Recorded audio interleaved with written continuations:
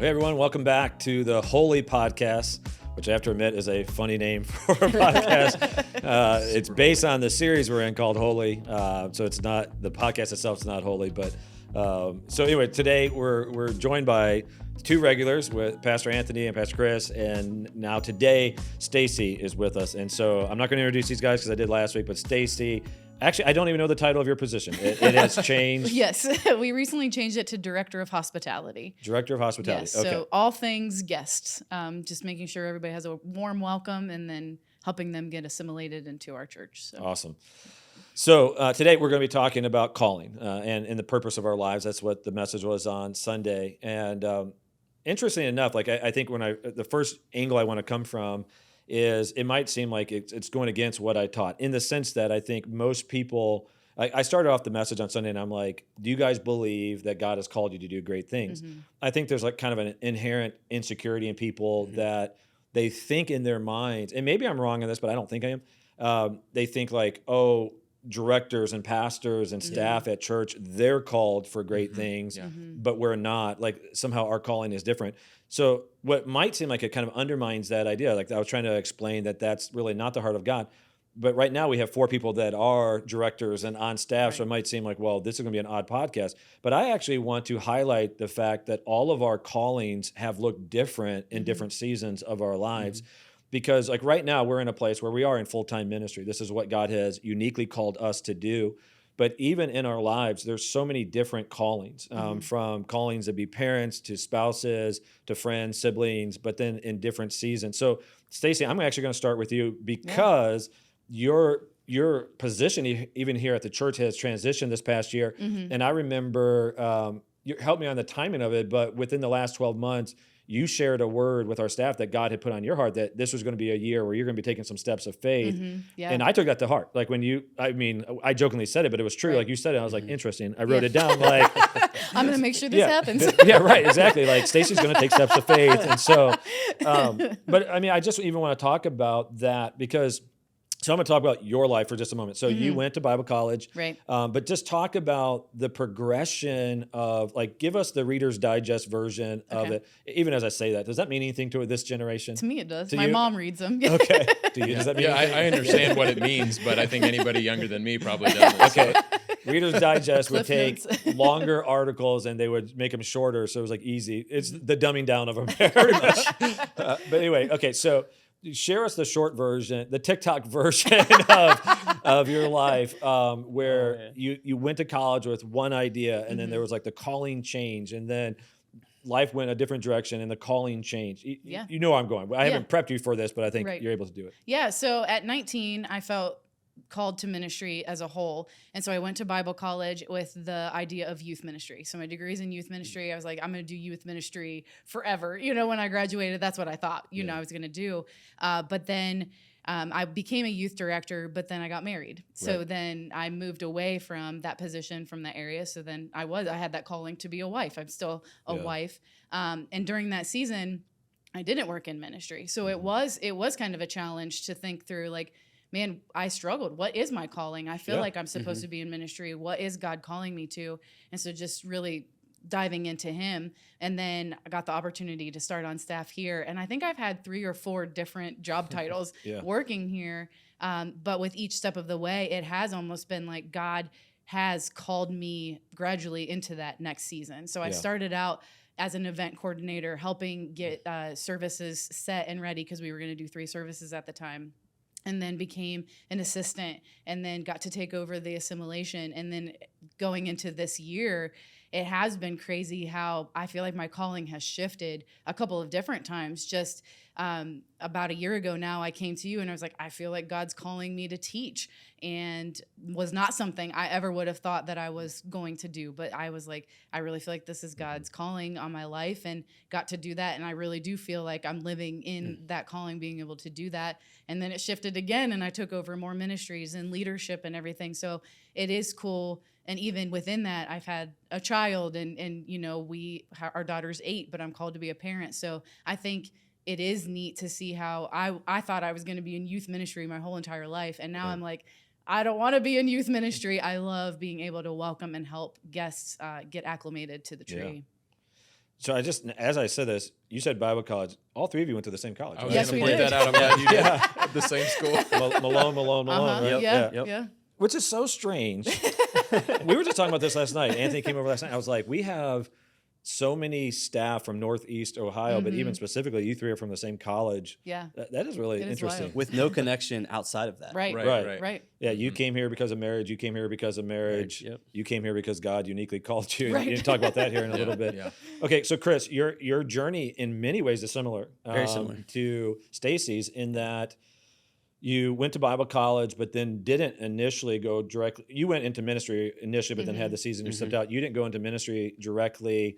Did different jobs, and then kind of your calling just kept shifting to where you are now. Why don't you share your story about that? Sure.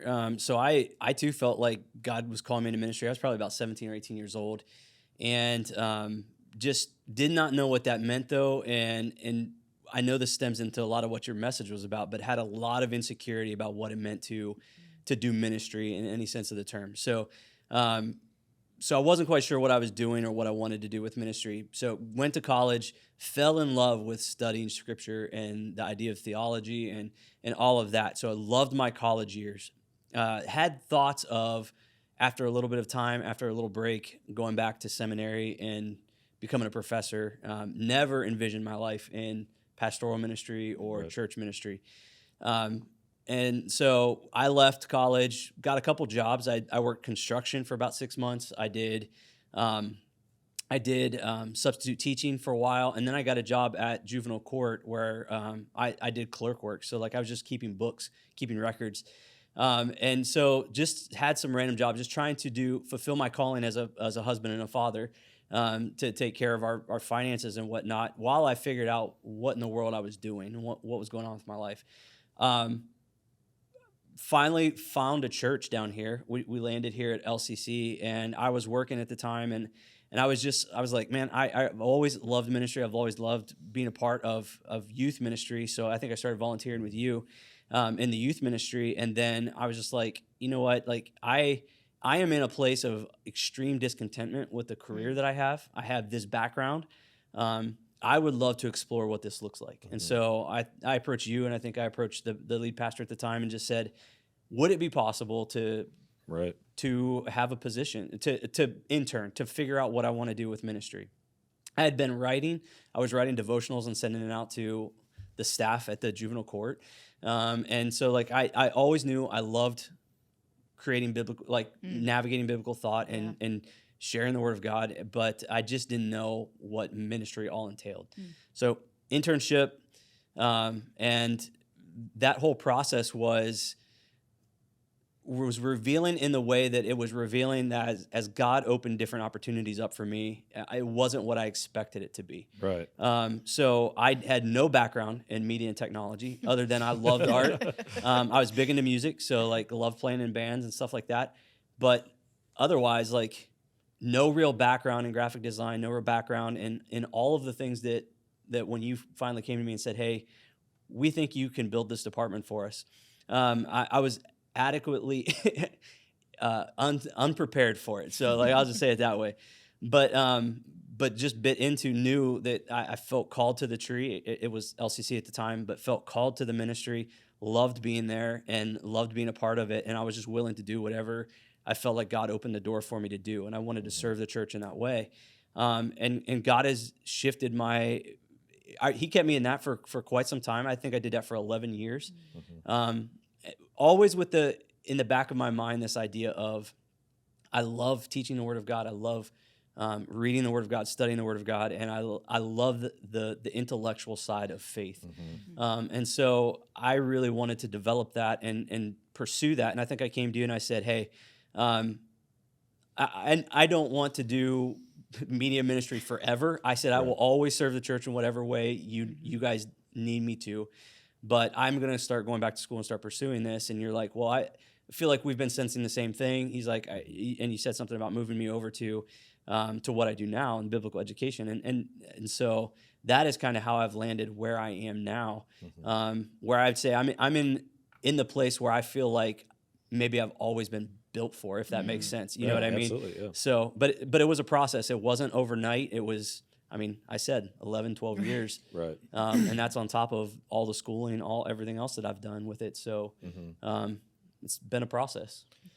Okay, there's so much I want to come back to on what you said, but I'm going to go to Anthony first, and then I want to just throw out some more questions for you three. Anthony, so your progression in your calling is actually, I don't know off the top of my head the exact details. Did you go directly from Bible college into ministry? So mine is unique in that. So I actually went to Malone before I was a Christian. I grew up in a nominal Christian home, but really came to faith in a radical way. Like Jesus changed my life at the end of my freshman year. That's awesome. And so it was just at a crossroads, right? Because like for me, the big question was, what in the world am I going to do for the rest of my life? I'm here at school. Right. I have no idea what that looks like. And so, so the Lord just changed my life. And then there were some indicators. So for me, it was like after God did that work, I knew, similar to what Chris was saying, like there was a passion for scripture, for evangelism. There was some internal and outward affirmation. So like not only kind of internally having a certain sense of like, this is what I want to do, but there was some outward affirmation. So I joined like a Bible study. They wanted me to lead the Bible study. Here I am kind of young, just starting out, but started to see these signs. And then I started to really pray and seek God. I was like, what am I going to do with my life? I have to figure this out. I can't just keep going to school, general studies. I have to figure something out. And so I realized, okay, there's nothing else that I can see myself doing. So that was why I ended up the Bible theology department at Malone. So that was just providential in the sense that like, I didn't go there to pursue that. Right. Yeah. So after that, it was actually probably a year and a half where I wasn't involved in ministry directly. I was just working random jobs, in the summer. And God really used that though. I had a lot of cool encounters with people that were not necessarily opposed to faith, but were, I was able to have cool conversations with them. So God just opened up all kinds of cool doors to have these conversations with people I'd went to school with. And so like evangelism was strong. That sense of mission was strong. The desire for ministry was strong. And then came opportunity. And the way I would say this in a more formal way, I think calling, it's passion, it's gifts, and then it's opportunity. So I kind of knew passions, knew that God was developing some gifts in me. Yeah. And then it came opportunity. So my great uncle was a pastor of a church. And they needed someone to take over the youth ministry, which is so funny because I feel like that's like such a common story for how people get into ministry, right? So he asked me, came to me, he had heard kind of a little bit about my story that God had rocked my world, and I was going to Bible school, and so that was how I got in the ministry door. He gave me that opportunity, but even that is talking about like calling changing. I knew pretty quickly, I'm like, youth ministry is not for me. Like there's just certain aspects of it is like this is not my personality. Right. I always felt like I was more of an old soul in the sense of I was 20 years old, but like felt like I would rather talk to people who were young adults into adulthood, like just I guess a little bit more serious about certain things. And so then that morphed into doing youth ministry to kind of assistant pastoral stuff. So I started to do pastoral care, go to hospitals, started preaching to the adults, funerals, weddings, all that kind of stuff, and just started to drift in that direction. And then it became an assistant pastor. And then similar to what Chris said, I felt like I was in a season of what I would call like holy discontentment. Like I knew there were some things that were right, but there were some things that were wrong. And so really began a long season of prayer, like really seeking God every single day. And I knew it was like one of three things. Either I was in the wrong, my heart was not in the right place. And I was like, God, change my heart. Yeah. If you want me to be here and it's not me, then change the situation and make that abundantly clear. Or number three, if you're leading me somewhere else, make that clear. So about 6 months into prayer, I just felt like that discontentment was growing, and I felt like that was part of the answer to the prayer of like, okay, God is going to lead me somewhere else. And I remember really just being frustrated because in that season of prayer, I felt like it had become so clear, but I didn't know what the next step was. So I actually gave a resignation letter without having any idea what I was going to do next. And it was kind of like almost... Feels like that's your story. Yeah, I say that's the next chapter as well, yeah. But you know what's so crazy? Literally, I had a guy that I went to Malone with in the Bible theology department, hadn't talked to him probably 9 or 10 months, called me the day after I had given my resignation letter and was like, hey, what's up, Lombardi? He said, how's things going at the church? And I like laughed on the phone. I was like, well, actually, I just put in my resignation letter. And he laughed in response and then was like, hey, one of the reasons I actually called you is there's a church called River Tree. They're looking for a campus pastor for their Massillon campus, which is like literally like I went to school on the west side of Massillon. That was where I went to high school. And so I remember like my jaw hitting the floor because I was like, there's no way. Like, I didn't pursue the job, didn't look, didn't apply. Like literally God placed it in my lap. So anyway, for the next almost 6 years, I ended up getting that position, took over that church. And then at the end of that time, try to keep it a little bit shorter. At the end of that time, Makar and I we started to feel like, okay, God is leading us somewhere different. Like things were going well, but we just had the sense that there was going to be a change. Didn't have a lot of clarity as to what that looked like, other than we knew we kind of wanted to be the Columbus, Central Ohio area. And so we started, visiting some towns and, areas around Columbus, and then ended up coming here and found a house, got the house. It was way out of our budget. And then the first church we came to was the Tree. So like we didn't do the whole church shopping thing. We came here, felt like a supernatural drawing to the church, just in so many different ways, more than I'll get into here, but which obviously then led to me reaching out to you. Right. We had a conversation and was not looking for a job. In fact, at the time, like in between that, it's another part of my story, I would say I was even clarifying my calling. Like there was some second guessing, some insecurity of like, am I supposed to be doing this? I don't know. Still felt the passion, still felt like there was some gifting there, but it was more of like, okay, Lord, if this is what you want, if you want me in pastoral ministry, where's the next opportunity? Yeah. Right. Yeah. And then, we got together, and obviously I didn't know the story from your side and what you guys were praying about. And so that's how I ended up here. Yeah. So I'll fill in just a tad bit of that story. So we were looking for a campus pastor, and when Anthony sat down in my office just to chat, it was probably, I don't think sometimes stories can become more exaggerated in your head, but I don't think this is an exaggerated story. I think it was within the first minute of you sitting there, I just felt like God was like, basically like, you're welcome. Like you guys have been praying about something, here you go. And I just remember those are really special moments for me who have been on staff for a long time, know this is part of my phraseology. Like God's always been so generous to us. He always brings the right people at the right time. So like I really do see God working people's callings to accomplish. So he works people into our calling so that he can accomplish what he's called us to do. Yeah. And that was that moment. So like early on, so we sat down just to get to know each other per your request. You had said, can I meet just to kind of say hello? And by the end of it, it was the step one of a job interview. It really was. Like I point blank just asked you, I was like, are you interested in getting back in ministry? And you were like, I didn't want to lead with that. And so we started a conversation that went on for a few months that led to you getting hired. Okay. So one of the things that all of you said, and I don't want to go over this too quickly because we all are really comfortable in the idea of being led by God. Even if you're on our staff, it's something I emphasize to an extreme, is that God does speak to us, God leads us. But I think the average person has a fear of that or an ignorance of it or an insecurity in that. Let me go to each one of you. Each one of you had points in your life where you were going in different directions. What did that calling look like? So what I mean by that specifically of how did God communicate that to you? So obviously for you, it started with romance, right? You started dating Ben, but there's still a part of that where you had to even determine is Ben the right person for you. Then moving here in the process because you wanted to have proximity because you guys met online. And I'm not saying anything that she doesn't publicly acknowledge. So I'm not like letting their secret out or whatever. But you wanted to have some time to, proximity. But all through that, you had to keep making decisions. God had to keep leading you.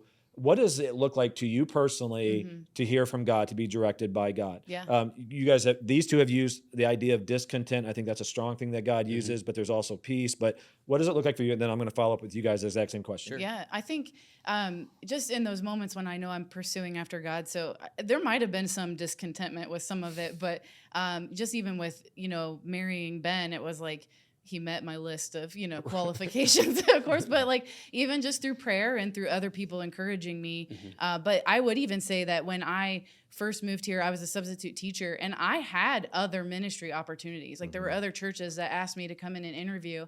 And it was just, it's hard to explain, but it was almost like this doesn't feel right. Like this is not where I feel God's calling me to. And I could have jumped at that at any moment because I was so desperate. I wanted to get into ministry, but it was almost like, not verbally, but just like through confirmation of other people and just that it is like a supernatural peace. It's hard to explain it, but it is. Okay, but at the same moment that there's a peace, there's also this huge element of faith Right. because you're saying no to something that on the surface looks like it should be an obvious yes, right? Yeah. Yeah. And so there is that dynamic where you have to come to terms with having a peace that requires faith, Right. which oftentimes sounds like those are opposing ideas, Yeah. right? Like Yeah. if you have peace, you don't need faith, but sometimes there is that Right. dynamic. Yeah. Right. And then I would just even encouragement for people is that, like, even when you think about me teaching this year, I was nervous as all get out. Like, Yeah. even to have So when to she's have saying that teaching, she means conversation. preaching on Sunday Yes. morning. Yeah. Even to have that conversation with you, I was just like, I think I'm supposed to teach, but then like you confirmed it. You know what Right, I mean? yeah. So I think sometimes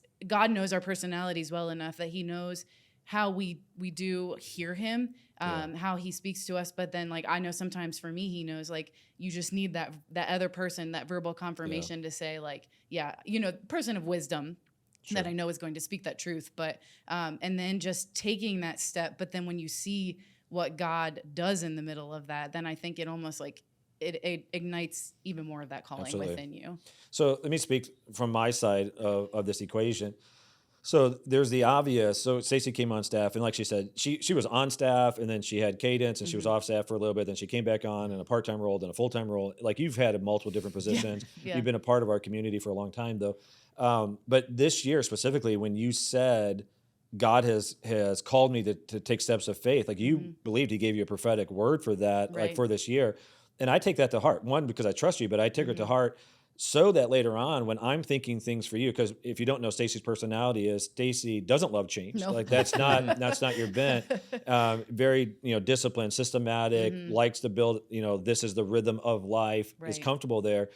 So when I knew what God was putting on my heart to change your position, from my perspective, I'm like, ugh, like she's not going to love this, you know what I mean? Exactly. But then when you said like God spoke this to me, it really did give me even a confidence to go like, no, I think this is lining up. Right. And so like I remember, like you said, we've had two major conversations this year from the teaching one, Yeah. which man, if I'm not mistaken, correct me if I'm wrong, but you were like, God's calling me to teach, and I was like, oh, awesome, like in 6 weeks or so. It felt kind of quickly Yeah, where I was yeah. like, all right, let's get you on the schedule. Let's start working toward it. Yep. And then the second one is I called you in my office and basically said, your job's going to double and triple because you're going to take over like this department. Yeah. And you were like, okay. But you were like, I think it was like that, okay, this is what God was This is what talking He about. I'm was teaching, saying. I'm doing that. So like there was a lot of things God was working on both ends. So for Right. me though, even the teaching side of it, there was a progression there. You had taken steps to be an MC, which allowed me to see you grow in communication on stage, because initially it was never bad, but we just all get more comfortable, and you got Right. more and more comfortable. Where I was like, Right. okay, she's emceeing the room, that great. Now she's doing a call to worship. Oh wow, that's really good. And then you did, you would do like communion, and I'm like, that was really good. And then you taught on a worship night Yeah. initially, and that was like a total home run. And then it's like, so there was a progression that you didn't just say like God's calling me to something, but you took purpose steps Right. to grow in that obedience. Right. So Chris, same question now to you. Sure. As you progress the different things, talk a little bit about the dynamic of discontent. You refer to it as holy discontent. I've heard, I think that, I don't know, I've heard that phrase before too. Actually, I heard a Craig Rochelle sermon years ago about that, but I'm assuming he's just copying you when he said it, right? I don't know where I got it from. I've always called it that when I kind of rehash my story. So Okay. But anyways, like talk about that dynamic of Sure. discontent, because I think we got to be careful and not just say every time you're discontent, thus Right. saith the Right. Lord, He's Yeah. guiding you, because I think we Right. can use that as a cop out, but there are some parameters and some healthy things you can do to make sure that the discontent is a spiritual thing that God uses. So for me, like the ability to hear God's voice has always been this thing where I go back and forth with like, this is God's voice, this is my voice, Right. this is God's voice, this is my voice, which I think is a healthy, it's a healthy check to have. You know I what agree. I mean? I totally agree with that. Like, Yeah. but like for me, it was just always that thing where I always relied on validation. And I'm going to get to your question here with the discontentment thing in a second, but that validation of other voices and outside sources kind of feeding into what are these greatest desires that I have in my heart. And so like there's always this stirring in me, and I don't come across as an emotional person, but I feel deeply, and that's just kind of my personality. And I have these passions for these different things in my life. And so like I would feel passionate about something that I just could not shake it. And then so that fed into, well, I'm not able to do that right now. So there's this level of discontentment that I feel as well. And so like there's just this constant tension going on. And I hear these people say to me, Chris, you really do have a calling on your life for ministry. Right. And I had people tell me that from the time my parents told me that I was going to grow up to be a pastor when I was little. I told them they're out of their minds, but and then I had people just over my life just kind of speak that into my life. And when I got saved, it was like, I just wanted everything to do with God. And so ministry was the natural like outpouring of that.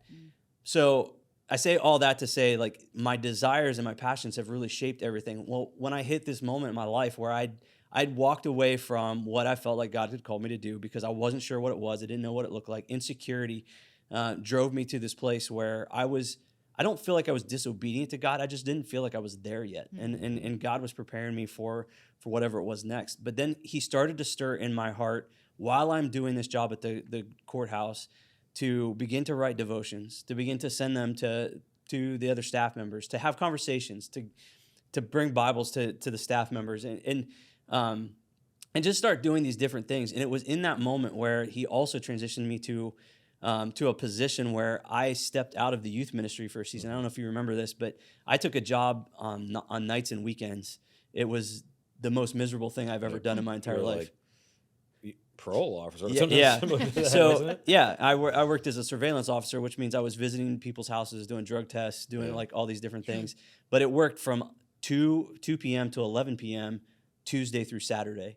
So I had no family life. I had no everything that I loved with the church. Like I was disconnected from it, and like I just came to a place where when I say discontentment, I mean like I'm talking like almost depression. Like I am just so unhappy with where I am in life right now.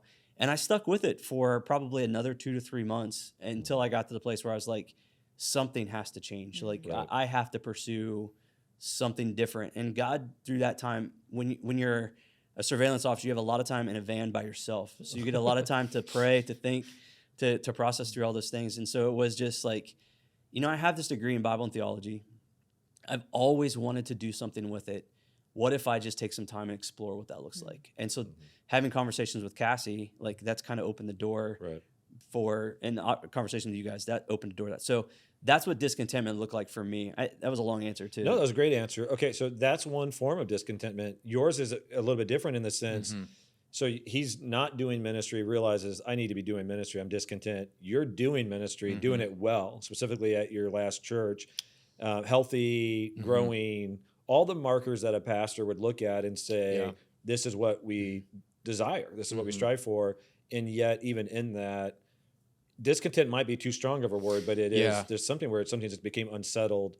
What does that look like? Or what did it look like? Yeah, I think part of it was, whether you want to call it a prophetic word or not, like early on when I took over that role, like from the get-go, I knew that it wasn't going to be like a long-term thing. And in the sense that like, it wasn't like I got there and was like, oh, this is going to be the next 30 years of my life. Right. Actually, one of the early things that I remember hearing from God, again, not like audibly, but truly impressed upon my spirit was, it was really my first chance to do ministry kind of on my own. And, that humbles you in a lot of ways because you realize you don't know what you don't know. And so I think there was a lot of feelings of being overwhelmed early on. I remember praying and asking God just to help me. And I remember the impression from God upon me was like, this season is as much for you as it is the people you're trying to minister to. So like for me, that I took a lot from that in the sense is like, I felt like this is a season where I'm going to be developed. This is a season where I'm going to grow. This is a season where I'm going to learn my strengths, my weaknesses. It's going to be a season of stripping where there's going to be things that I learn about myself. So all of that, I think it really helped me where I realized this is a season where God is going to do something, not just through me, but in me, to prepare me for whatever that next season is. And of course, I didn't know, how long it was going to be, if it was going to be 3 years or 5 years or 7 years or what. But I really felt like it started that internal sense of like, okay, it's probably around COVID. And I remember talking to Makara, my wife, about it, and we just started to toss around the idea of like, what does the next season of life look like? But I also knew like during COVID, that was not the right time. So it wasn't as if, I got a word from God. I was like, okay, this is the time. We're like, oh, it's really convenient when this is the hardest season of ministry you've ever been in. This is a great season to leave. Right. Truly did not feel like it was like, didn't want to leave. Didn't feel like God was releasing us at that point, but it was the early stirrings of that conversation. But I felt like part of this conversation in general too, is like when you're in those seasons, we're called to be faithful, right? So like that was a big thing for me, is like, I want to have integrity. I want to be faithful, even if it's not ideal, even if I'm starting to sense that this isn't going to be long-term and God is calling us elsewhere. I want to be as faithful as I can be right now in this season. So yeah, it just came to a head where after things kind of leveled out after COVID, things were, kind of going up and to the right again. Really, when you look at it, like it was a harsh season of ministry to leave, because at that point, I'd been there for almost 6 years and started to build relationships with people, right? People see you as their pastor, you know about their lives. So in a lot of ways, it's like, man, I already got through the hard stuff. This doesn't make sense to leave. But I think you have to be aware of what God is doing. And a part of that, it sounds like a cliche, comes from sincere prayer. Like you have to have a prayer life. And I don't know how many Christians like are sincerely seeking the face of God on a regular rhythm, right? And I think that's such an important part of discerning, as well as like community and other people speaking things and affirming those things, and as well as the opportunities that God gives to open doors. I think it starts with that, like, Lord, I'm submitting myself to whatever your will is. Show us what that looks like. Yeah. All right, a couple more things I want to kind of unpack a little bit. So Chris, actually both you and Stacy, actually all three of you said the same thing. I was just kind of remembering what you were sharing. Early on, there were things that now seem obvious. What I mean by that, early on, there were things that you were drawn to, that you liked, you were interested in, you did well, not realizing later on this would be where God would have you. So you had a love of theology. You had a love of theology and like those things. You have a love of people, even like the personality that draws people in. But just speak to a little bit of that too, of now looking back, seeing God's hand early on, taking you through a season to prepare you to where you are. And for both of you, I have been an active part of that dynamic, so I can speak to it too. But I would love, actually, you know what? I'm going to speak to it initially, but then I want you guys just to answer the question. I'm giving you guys some time to think. Sure. But so even like, I'll start with Stacy real quick. I've already kind of alluded to this, but just watching your progression, and then in the progression, given opportunity, I think we all together discovered really how you were wired, specifically with assimilation, because like you said, you initially felt a calling to youth ministry, but there was also, when you're put in this position to connect with people, that's a high value to you, of making people feel welcomed. And I remember, like, I'm not going to completely share all of your story, but I remember you telling me at one point that in life, there have been times where people didn't make you feel welcomed, and you knew the damage of that. And so you went to the other extreme of like, you know what, I'm going to be very intentional in my life to cause people to feel welcome. You had no idea that those seeds God was planting in your heart, that he would water, and then it, obviously flourish in such a beautiful ministry. You want to just speak to that for a little bit too, of just now looking back, you see God's hand. I think the coolest part is that I think we walk through different seasons, because I think God does prepare us for the next step of our calling in those seasons too. So when I was a teenager, I had to deal with mean girls. I never in my life would have thought that would have led me to have the personality to where I do want people to feel welcome. I don't want people to ever feel like they don't have a place to belong. And so, I think God used that to lead me to where I am. I walked through a really difficult season many years ago now, where it was really, really hard. There were a lot of things happening in my family. There were a lot of things going on, and just even to see, we kind of joke as a staff, for those who are on staff, when I came out of that season, they're like, well, you're like Stacy 10.0. But I changed so much in that season, and I really do think that it was just God's way of, I'm preparing you for this next season of ministry. For sure. I'm going to use this, and your willingness to press into me, your willingness to allow me to change and to mold you into what I need you for the next season. And then I think he just has continued to do that for sure. And even just like personality traits and things like that. I think you were talking about just, God created you on purpose with a purpose. And I know sometimes, like for me, I struggle with that. Like, I'm super organized. I like structure, like I like everything has a place. But when I look at it, God's like, yeah, I created you like that because somebody who's coming up with systems, somebody who is doing your job needs to have that kind of personality. And so it's just kind of cool how not only our personality does God shape for the call that he has for our lives, but also just the different seasons that we walk through. Yeah. If we allow him, man, he can do a work in us that's going to help us for that next season of ministry, next season of parenting, whatever that calling is on your life. You both said something that's similar, but I'm going to go back one more time. So you went through that difficult season that you alluded to. What did you do specifically to take what could have been a season that damaged you and pushed you away from God? What did you do specifically to allow it to be a part of your redemptive story to where you are now? Because I think there are people that would be going through difficult seasons right now. And because it's so difficult, it's hard for them to imagine that this is a part of God's plan for my life and part of my journey of my calling. So what are some things they can do in this difficult season that you did that will lead them in a healthy way toward what God's calling is for them? I pressed into Jesus. I mean, there were days I didn't want to worship, but I chose to worship. There were days I had no words and I just literally would say, God, I just need your presence today. And so my greatest encouragement is like, press into Jesus because he's there. He wants to help you. He wants to lead you. If it's, you need to forgive somebody, ask God to help you forgive them. Read scripture, memorize. I'm big on, I'll put Bible verses all over my house, all like on my mirror, all over the place, just because it reminds me, you know what? God loves me. God cares about me. God's with me. Just so that you're constantly just saturating yourself with him, with his truth, with his love, and then invite other Christians into it to walk through it with you. I think that's one of the biggest things too, is that good. That's really good. choosing not to go through it alone because we don't want other people to know our junk. We don't want other people to know our brokenness. Right. But I had so many friends, especially here on staff, that they're like, we're showing you grace, or they would just speak truth into my life where I'd just be like, I just need you to pray with me today. And so I think that those were the things that really helped me to walk through that. And it allowed God to then do that work in my life. Yeah. All right, Chris, we've been in ministry together now for a long time. 14 years. 14 years. From even longer than that in the sense, I think you've been on staff 14 years, right? You're right. So you were on my youth ministry team all those years ago, and that's 2 really more years than that. Yeah, how we became friends. In that time, so I say that I'm going to start with a negative, I'm going to go to a positive.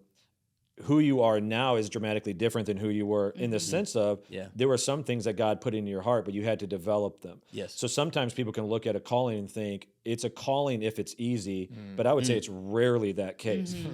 So like when you first came on youth ministry, you and I would have some of the best theological discussions that we still do to this day. Like yesterday I stopped by and say, hey, let me bounce something off of you. And we'd have these great theological questions. So I knew, I'm like, the way you think is beautiful. God's going to use that to teach. It wasn't easy initially, though. No. And again, I'm not, you know me well enough. I'm never saying anything to dishonor. No. But it was something that you had to learn how to put together the sermon, how to get comfortable teaching, some trial and error, some struggles in that, some like get knocked down, get back up type moments to where it became more and more comfortable to where now as one of our primary teachers, over biblical education. So the process of teaching, again, someone can look in the outside and only knowing not the finished product of Chris, but this product of Chris and think, well, it comes easy to you guys. All four of you are teachers and they've all seen us all communicate within the last couple of months. And they're like, yeah, it's easy for you guys to live in that calling. It's not. It was a process. Talk a little bit about that journey of not just having a seed planted in your heart for a calling, but not being lazy about it, of saying like, I'm going to press into this and work through it so that I can maximize what God's called me to do. Yeah. Those were some of, if I can be 100% real, those were some of the hardest moments of my life because I bit into this idea of I'm going to be good at it if I'm called to it.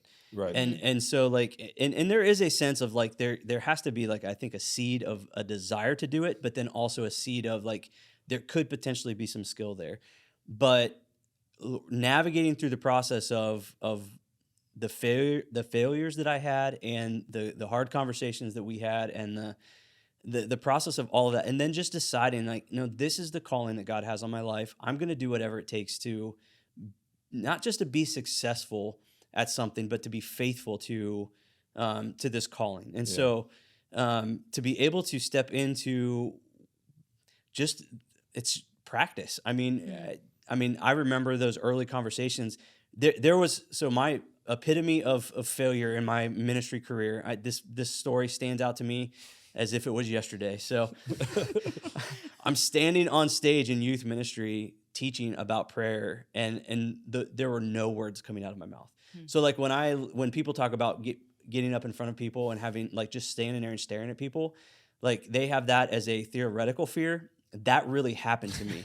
Like I lost my words to the place where I could not put it together, and I literally started the message with, man, we really need to pray. And I closed my message with, man, we really need to pray. After staring at youth for like 5 minutes. And it was just, for whatever reason, I could not catch a rhythm. And I was so defeated. And I remember going to you and going like, I don't know that this is my thing. Like, I don't know that this is what I can do. And we took a time off. We took a season off from it. And you came to me later. And I think it was almost the same exact meeting where I had come to talk to you and say, I'd like to try teaching again. You started with, I think you're called to teach. Yeah. And so like that started the process of practicing, working, being diligent at putting some disciplines in my life to help me be more structured and more comfortable, right. And getting used to being in front of people and what it took to clearly communicate something. It was hard. It was difficult. There's a lot of tears, a lot of frustration, and a lot of questioning whether or not that it was really what God was calling me to do. But being able to be diligent and stick with it through those times is really the reason that I sit here today, because I could have easily just have said, yeah, this isn't my thing. And so like, right. And I'm thankful for graciousness on your part and graciousness on God's part to go, no, there really is something there for you, Chris. Yeah. And like your passion is not, it's unrefined. It's not there, if that makes sense. Yeah, for sure. Okay. So in Stacy's story, God has used some difficult seasons, and Chris's, it was this process of practicing and growing in your calling. Anthony, another side of it, though, is there are things that do come naturally to us that it's just how God has wired us to be. You being a lead pastor for 6 years, in that you're going to have some flexibility to be able to choose what you do. How did you, even in your own mind during that season, come to clarity of like, this is what I'm specifically called to do versus this might not be my gifting? Like, so like the tension of, Chris said, this is what I'm called to do, but I have to work at it. You look at something and go, I'm not good at it, but I'm not called to do it. So I'm going to release it. Like, how do you navigate that? Because I think some people might look at it and go like, I don't think I'm ever going to be called to this, but I might be called to that. And how do I figure out which is the one I'm called to? Does that make sense what I'm asking? Yeah, I mean, I think it goes back again. There, to me, I've always those three indicators of passion, gifting, and opportunity, right? I think they have to be there.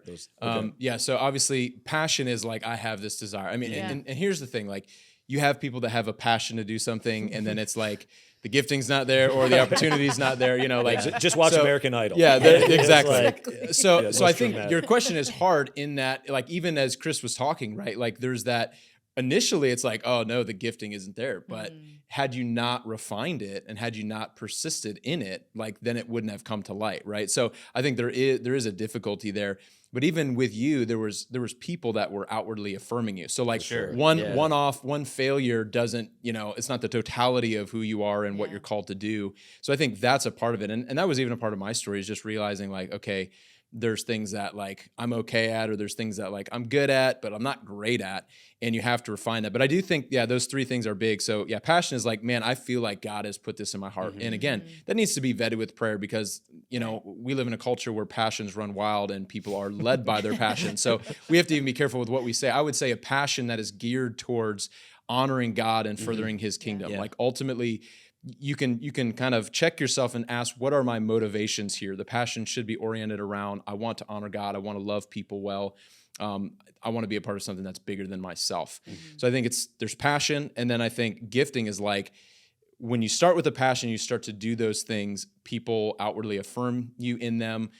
You start to experience a certain joy. That doesn't mean they're easy. Like I would say, and maybe you would echo this, like, teaching week in and week out, it is a labor. Like Oh, for it's sure. Yeah. difficult, but there's also like a joy in that, right? Yeah. And so I think that's one of the indicators as well. It's not, again, I think that's important for people to hear in our society, because we do assume things are going to be easy, and if this is what I'm called to, it's not going to be difficult. I'm not going to face any barriers, and I don't think that's true. But I do think there is this deep well of joy in that, through the grit, through the work, through the trial and error.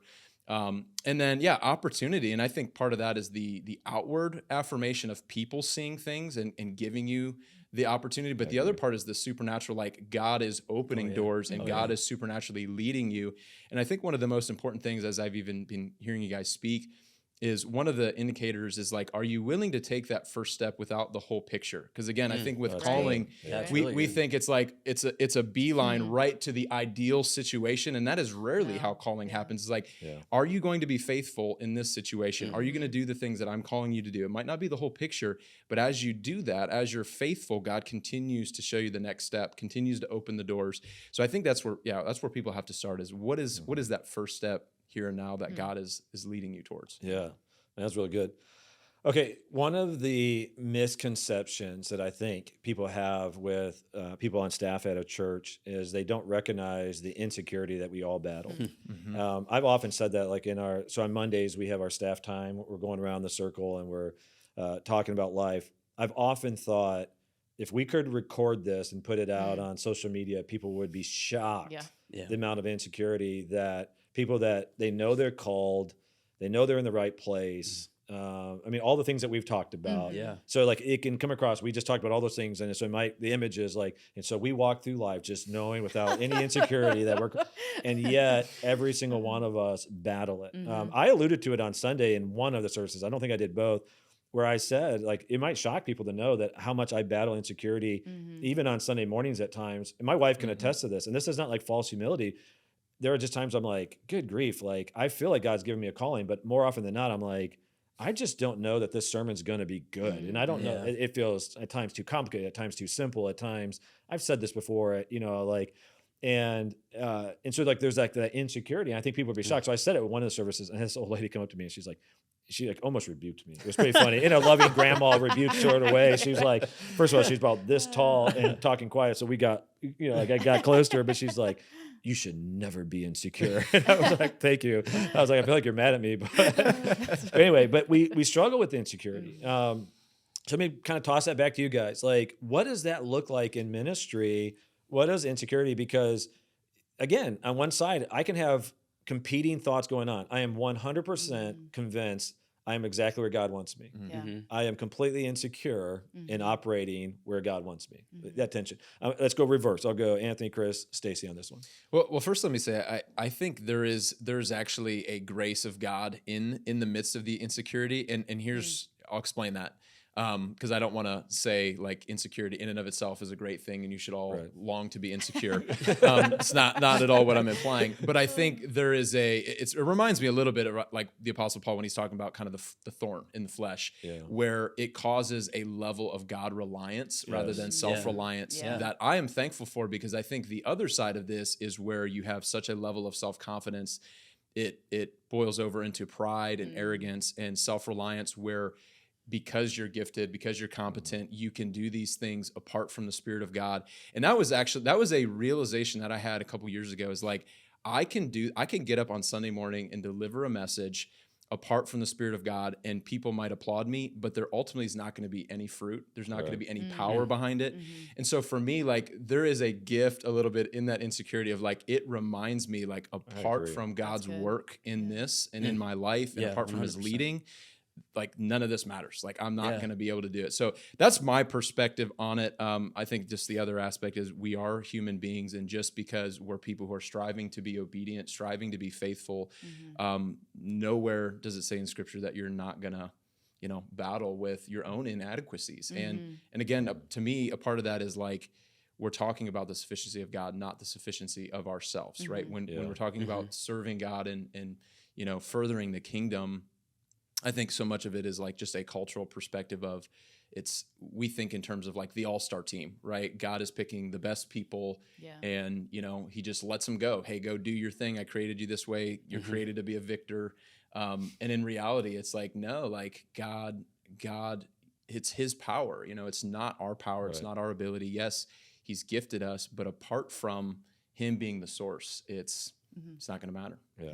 Well, all four of us were part of a series this summer where we looked at like basically not the all-star team. Right. Exactly. Exactly. Yep.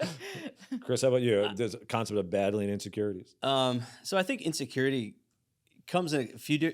I would say the main way for me is like the idea that God's calling is constantly developing, and so there's still a level of like I know that I'm not fully developed in even the things that have developed so far, if that makes sense. So we walk in a relationship with God. So God is constantly doing new things in our hearts and our lives. God's constantly challenging us, taking us to new levels.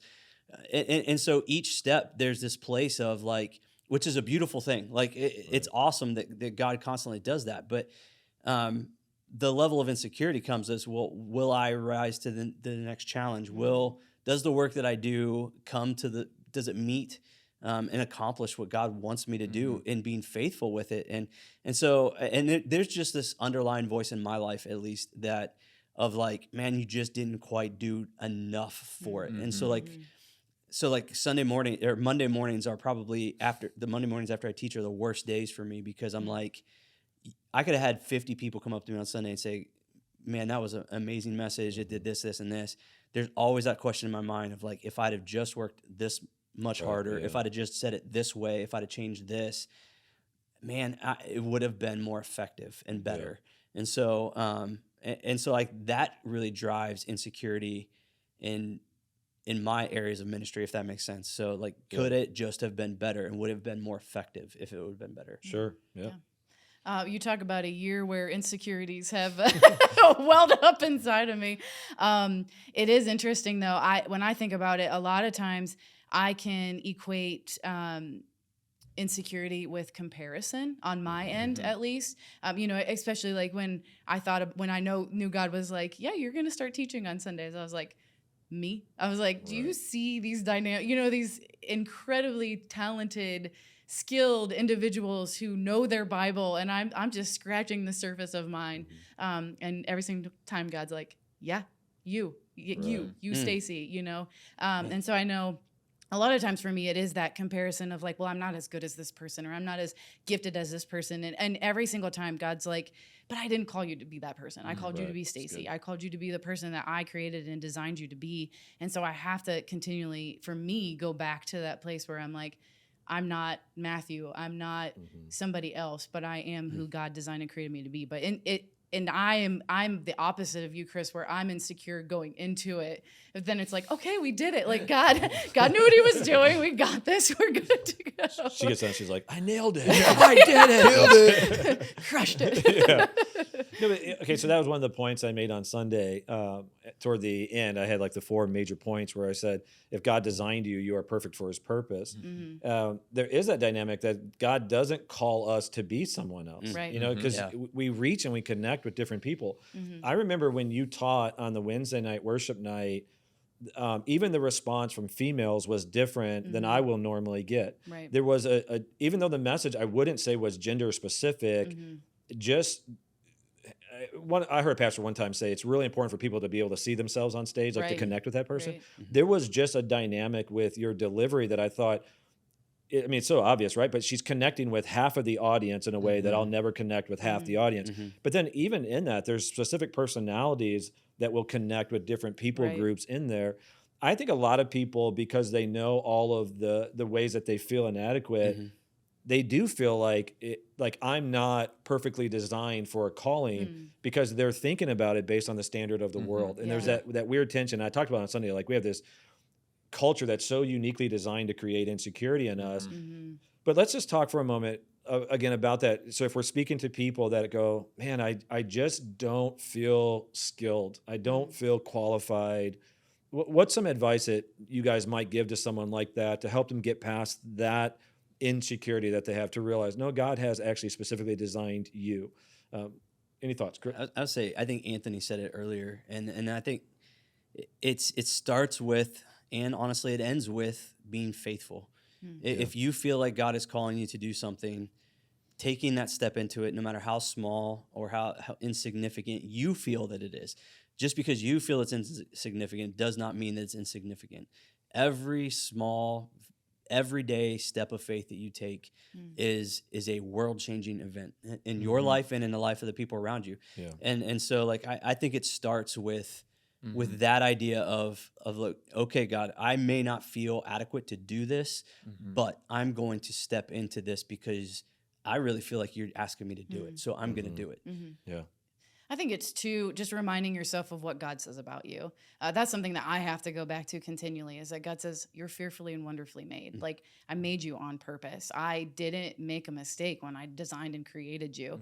And so I think you start there, and then from that you're like, okay, so if this is a calling God has placed on my life, I know that he's going to give me what I need. He's gifted me with what I need and will help me, be able to walk that out. And so I think it all goes back to constantly reminding yourself, is this the world telling me this? Is this me telling me this? Or what does God have to say about me? And what he says is the truth of, it trumps everything else.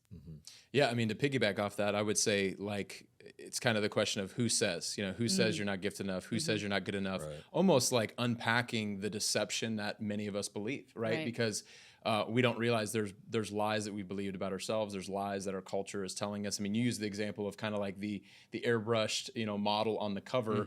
I think that's been a conversation in the last decade of like females. What are the expectations of how they should look like, right? But I think there's a lot of that for all of us in different ways of like, I have to be this way, I have to talk this way, I have to have this certain gift to be useful. So part of it is like, who says you're not good enough? Who says you're not smart enough? Who says you can't do this? The second part of it is like, I would say every single person has dreams, passions, desires. And if that person is a follower of Jesus, I would say, like, what is God stirring in you? Like, let's start with some of those things that are stirring inside of you. Yeah. We've all had those thoughts of like, man, what if I did this? Or, what if I served this group of people? Or what if I joined this ministry? So I would ask, like, apart from the lies that are silencing those things, like, if we peek behind the curtain, what are those desires? What are the dreams that you've had? Because there might be something to them. There might not be, but I think you have to start because that, that still small voice of God, oftentimes it comes in those moments. And I think then to be that person to come alongside them, whether it's you or somebody else, right, to kind of fan the flame of fire there. Like, I think that's another important part that I think that Chris maybe mentioned, or maybe it was you earlier that mentioned that, just having people to come alongside of you and say, we'll join you in this. Yeah. We'll link arms with you. You're not alone. And I think that's another thing, is that people oftentimes they feel like it's up to them all by themselves. Yeah. I have always operated out of that. One of the stories that really stood out to me, like, and this is my wife's life, not my life, but was she felt called in 2010 to go down to Haiti after the earthquake. My wife is a nurse, has a unique mind for adventure that way when it comes to caring for people. And so not a dangerous or not a safe time, not a great place to be in that moment. And yet she feels God calling her to do this, to take this step of faith. So instead of just simply going, well, what do I think about this? Do I want my wife traveling to an unsafe territory with an organization of people I don't know? You know what I'm saying? Like my initial thought was no, but being able to go to, and we brought this to Matthew, to go to him and thanks. Huh? So thank you for doing that. No, Yeah, but honestly, you are a pastor, and Right, we very much respected your insight and opinion and your ability to hear from God, and so we're like, this is something big. We feel like God is calling us to do. Will you partner with us in praying? And turns out she was called to do it, and she went, and it was great. She got a chance to minister in a way that was supremely unique, and so that has always been such an integral part to discovering what your calling is having those people to walk alongside you. Yeah. Okay. We're kind of coming to the end of time. End of time of this podcast. I'm prophetically Lord, speaking. make sure you clarify that. Lord is coming back. Scare anybody right now. So we were talking about hearing from God. So quickly, you came to faith. Really had a faith experience in college. Who was the person that was the catalyst for that, or what was the moment? So actually, it wasn't a person. It was literally reading the Bible. Up until that point, I grew up in a nominal Christian home, so I knew kind of the basics of the gospel, knew the classic, children's Bible stories. But I don't know I can't remember if it was for a class at Malone or what it was for, but I do remember it was actually reading in 1 Corinthians 6.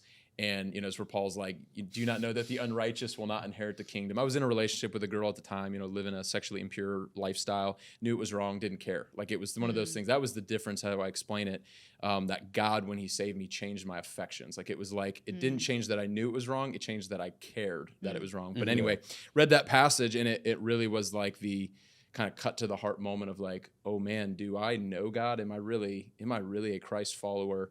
And that opened my eyes, and then which led me to be connected then to some people that were, I would say, influential in my faith journey. Name one of them. For an illustration I need to make here. So I need you to help me with my illustration here. One guy, his name was Mike. He was doing it was kind of like a college ministry, like a parish church thing, like where he was doing a Sunday night service. And it was one of the first experiences of like being in community with other people that are similar in age, and having like real faith conversations from somebody that was like real about life. Okay. Yours, youth pastor named Sarah. Yep. Sarah, and she really did speak life into you, and also a calling. I mean, and you were not saved initially. Your friend invited you to a conference. You got saved, so you had a friend, and then you had a youth pastor born to you. I'm not sure your story. It was our pastor at the time when I was in high school. I knew this. I'm sorry. We called him Rev Tom, but he was the one that he really, when I was in high school, just started giving me leadership things, and then when I felt called, he was the first person I told, and he confirmed that calling in my life. Yeah. For me, so I was blessed. I had parents that were Christians, and so I had that. But hearing it from your parents, like you said, your parents told you were going to be a pastor, and you were like, "Yeah, thanks, mom and dad." Right? Like you see me as a pastor. How naive are you? Right? But I had good parents, loving parents that way. I had a soccer coach going into my senior year. Played in high school. We had a very competitive team, state ranked, and like he could have just been the coach. And he said something that on the surface was really harsh. He said, "He goes, Matt, let me take a step back. He became coach and really invested into our lives. He made us come over his house, him and his wife's house, every Tuesday night to hang out, to get to know him, to connect relationally and stuff like that. Became very much a mentor to me. And he said to me, and I'll never forget it because it was so blunt, he goes, God has given you so many leadership abilities and you're not using any of them for God. And he's like, you could. He's like, can you imagine if you use those for God? It was the first adult to speak life to me. I had teachers that saw the rebellious side and would speak death. Honestly, they were just like, I had teachers who's now my wife, go to my girlfriend and say, why are you dating him? Like he's a loser, that type of deal. They were right. In their defense, they were right. But he was like the first adult that wasn't my parents that said like, you have a calling in your life. I'm still connected to him, but like just the thing about, he was my soccer coach. The reason why I say that is I think sometimes we think of calling has to be something dramatic. Sometimes it's going to be to speak life to people, to be encouragement, if you go through a difficult season, as Stacy talked about earlier, to then have a sensitivity for other people, which I know you have, who go through similar difficult situations. Chris, like all the things that shaped him into this very kind and humble person, allows him to connect with people that in those seasons, so each one of us, I guess that would be my last advice. I'm gonna give each one of you have like 30 to 40 seconds. The last advice I would say is don't think of a calling has to be dramatic. It has to be faithful. Look around for someone that you can speak life into. If you're a parent, speak life to your children. Like embrace that calling. But I mean, just go around. I'll go Stacy all the way to Anthony. What's the last advice you give someone about calling? I think it just goes back to what you said on Sunday, and I kept thinking about this before we even got on today. As I was just like, it is that idea of like our greatest calling is to be Christ to people, and so whether it is you're a teacher, you're a parent, you're a spouse, you're a husband, wife, daughter, whatever, our greatest calling is to be a light and be Christ to other people, and then everything else will flow from it. Yeah, no step of faith is insignificant.